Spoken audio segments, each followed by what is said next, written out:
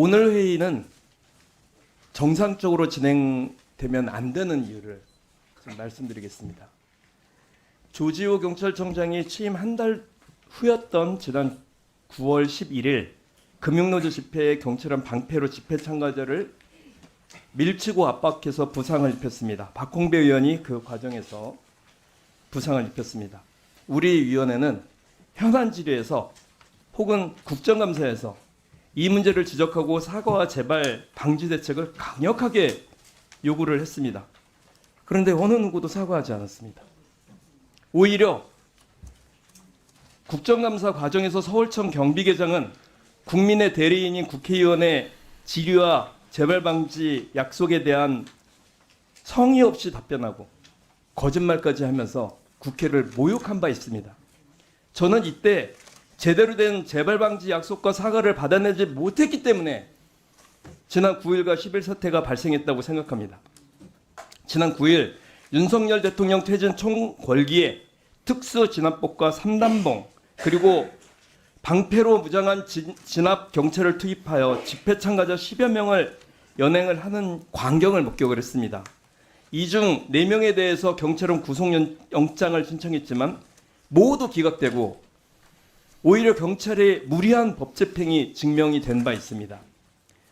또한 지난 10일 부경대에서 윤석열 퇴진 서명운동이라는 정당한 학생들의 정치 참여 행동을 한 학생 9명을 200여 명의 경력을 투입해 연행했습니다.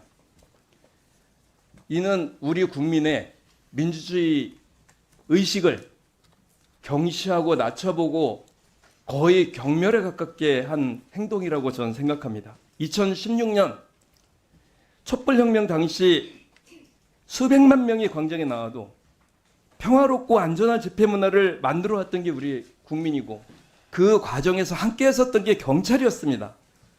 국민이 함께 100만여 명이 넘게 모이는 것에 대해서 오히려 경찰은 최소한의 안전조치만으로도 우리는 함께 그 거대한 혁명을 일궈낼 수 있었습니다. 하지만 조지호 경찰청장이 취임한 이후 달라졌습니다.